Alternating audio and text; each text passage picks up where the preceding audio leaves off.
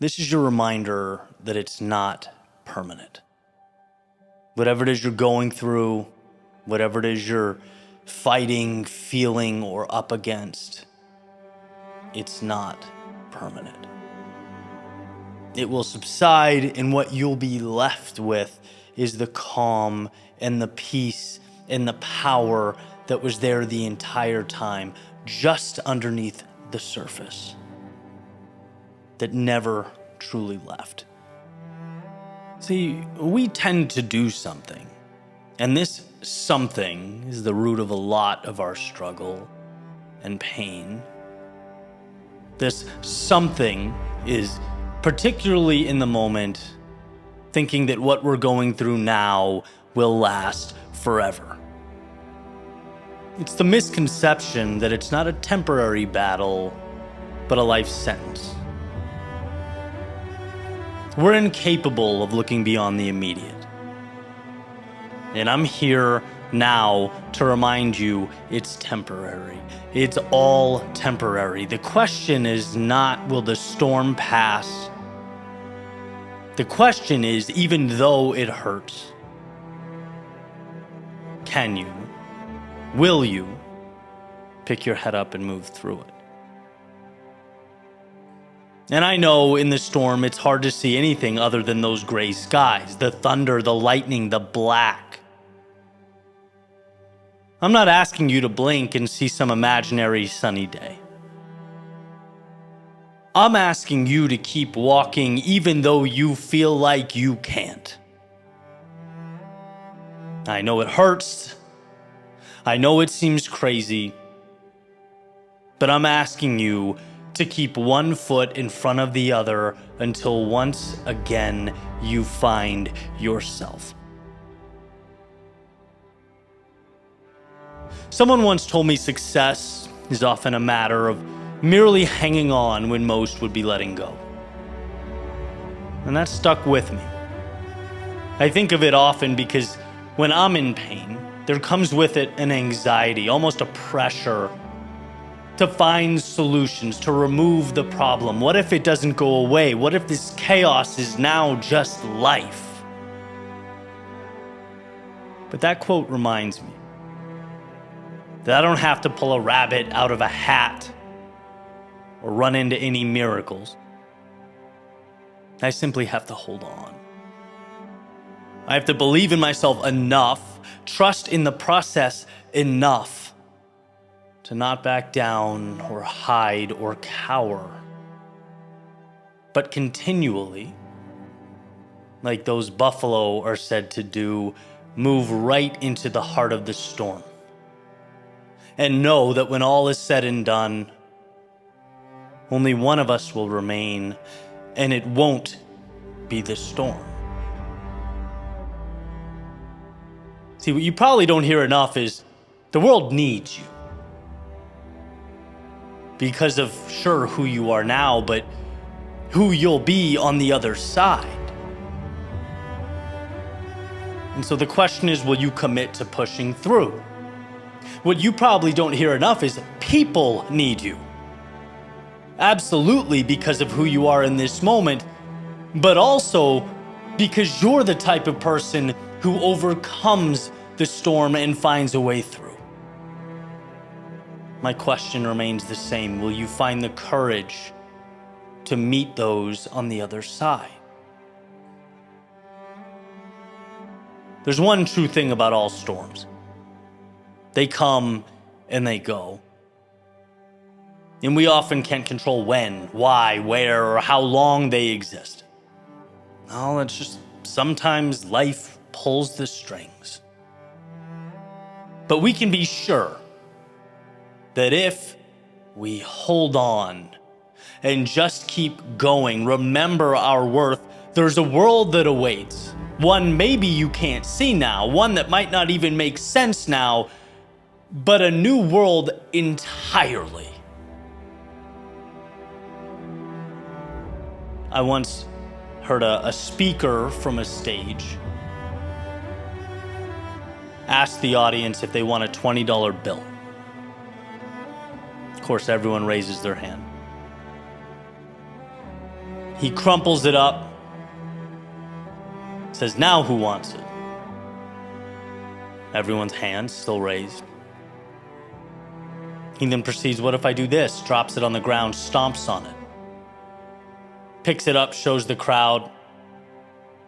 $20 bills in a ball, all dirty. "Anyone still want it?" All hands remained up. See, it doesn't matter what he did to the money. Value stayed the same. It's worth $20.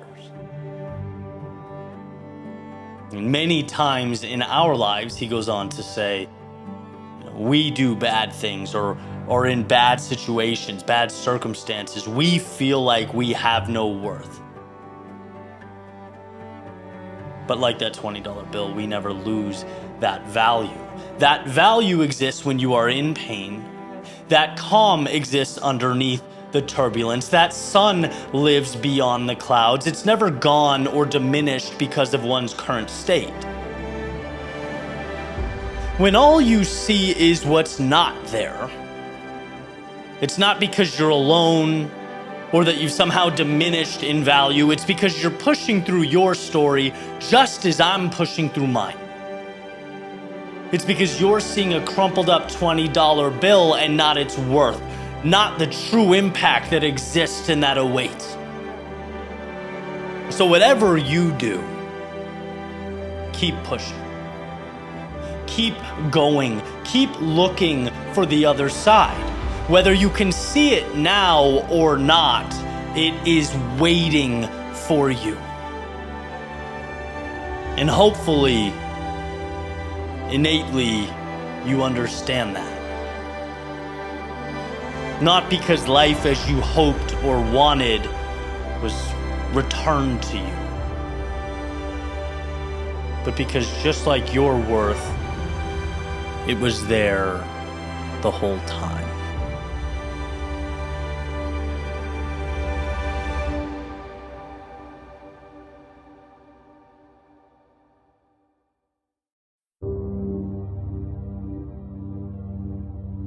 There's a saying that what you water is ultimately what grows. That where you place your attention ends up guiding your feelings, your perception, your actions, and your life. Right? Focus becomes identity. And change comes from bringing awareness to what we're focusing on. I remember when this light bulb went off for me. Like so many epiphanies, what happened during a difficult, kind of a trying time. It wasn't where I wanted to be. And I remember, sitting down and asking myself, dude, are you on your own team here? Are you helping yourself? Using the metaphor, the question was, am I watering the weeds in my life or the flowers?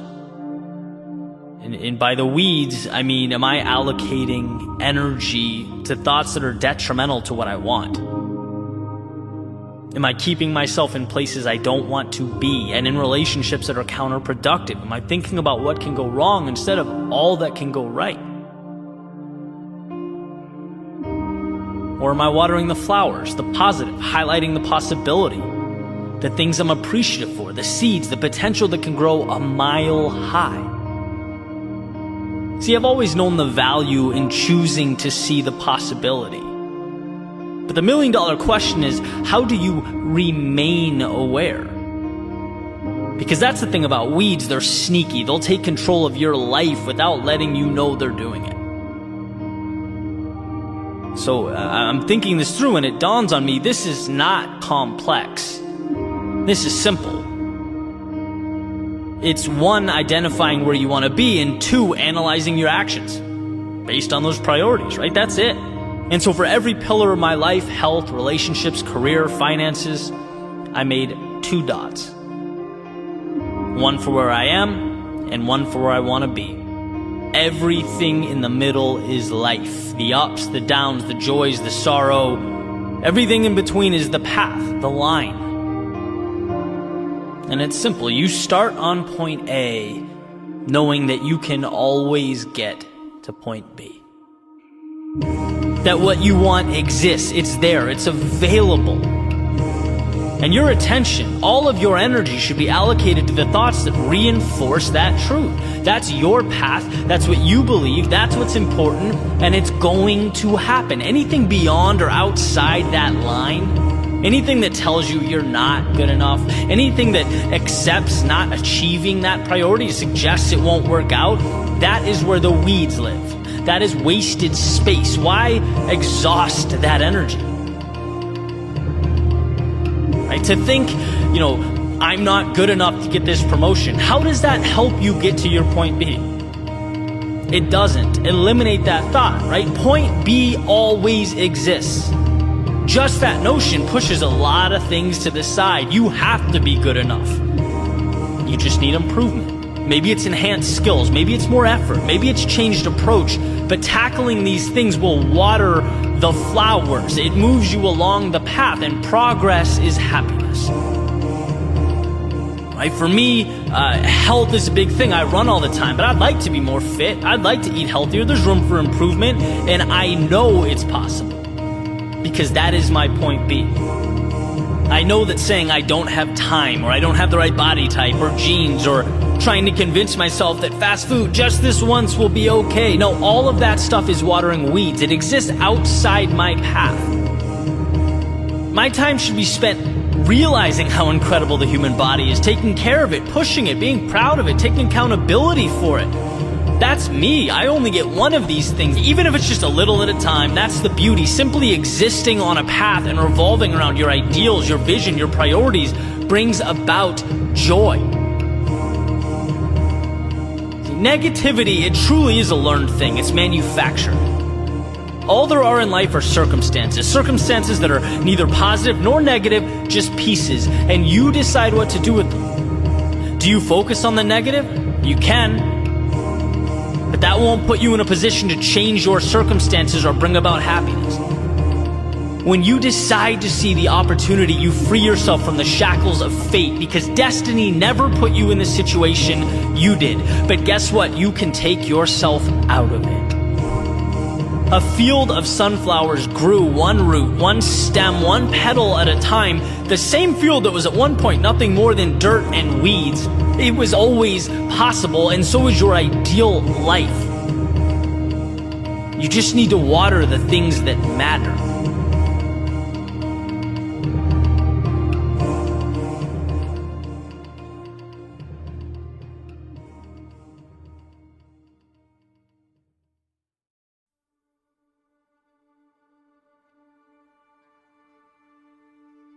Not too long ago, I shared a few thoughts related to Stoicism with one of the most important messages in my eyes being, you can't always help how you feel.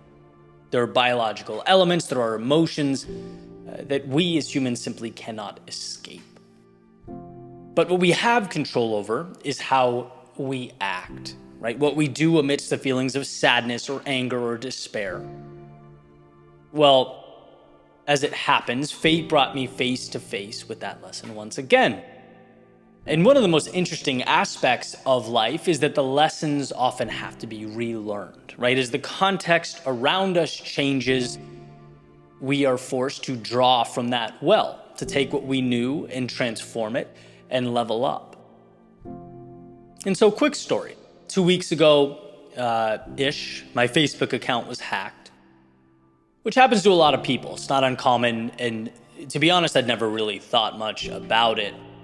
But I'm sitting there, and I start getting these emails coming in, right? Telling me my phone number's changed, my email address has changed, my username's changed.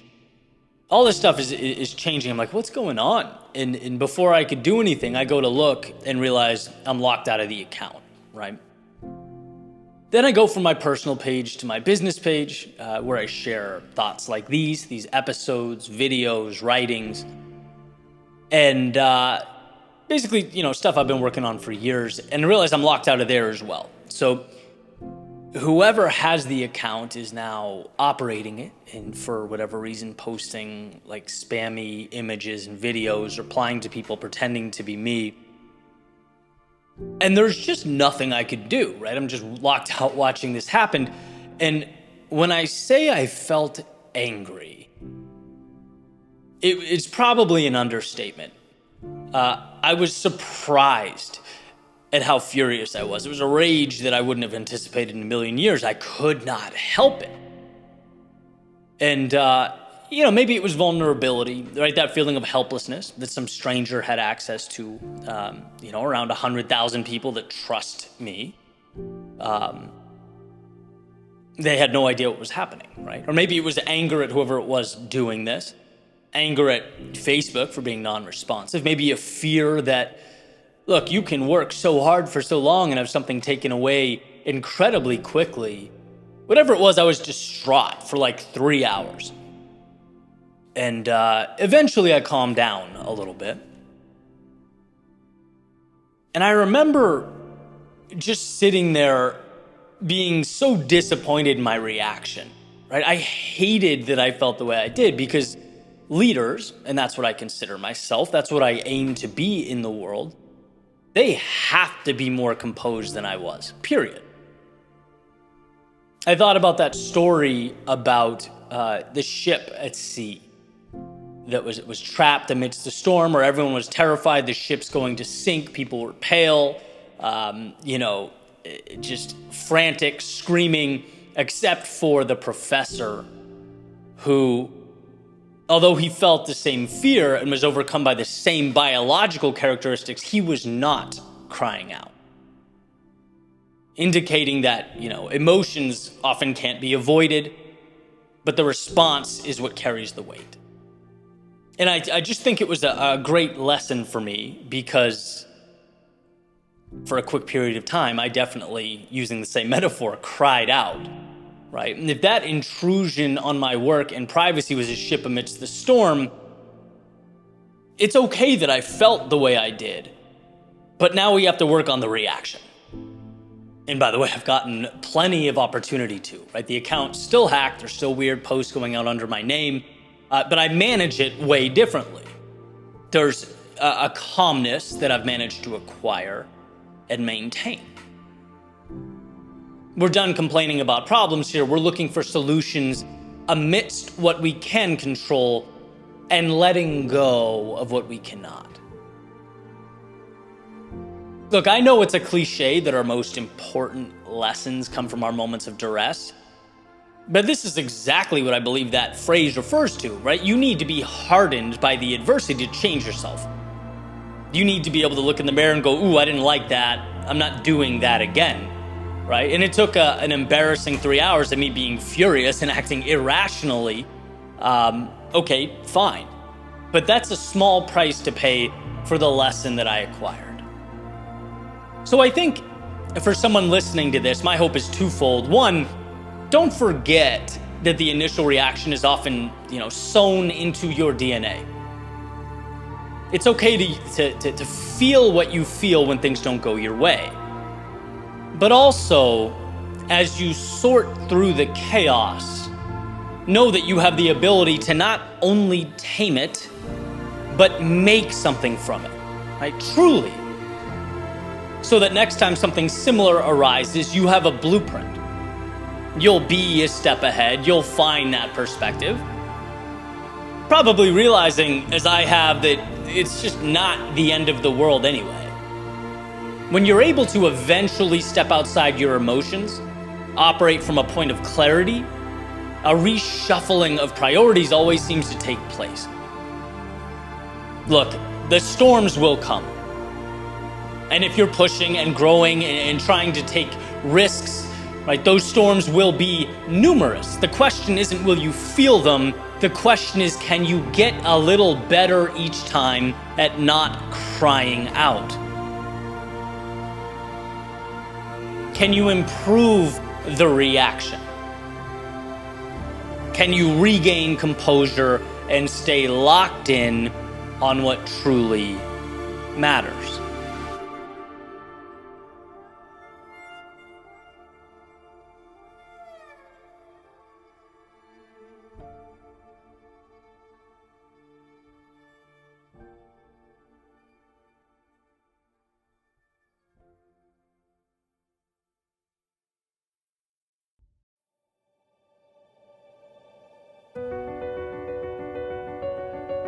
when the water rises, it's sink or swim.